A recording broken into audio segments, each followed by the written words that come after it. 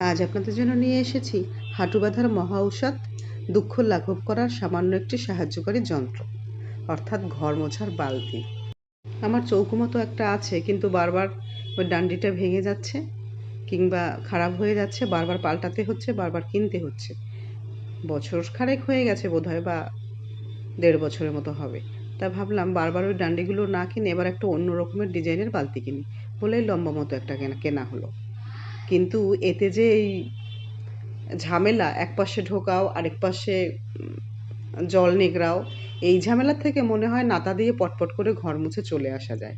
কিন্তু ওই যে বললাম হাঁটুর প্রবলেম, ঘর মুছতে মুছতে হাঁটু ব্যথা হয়ে যায়।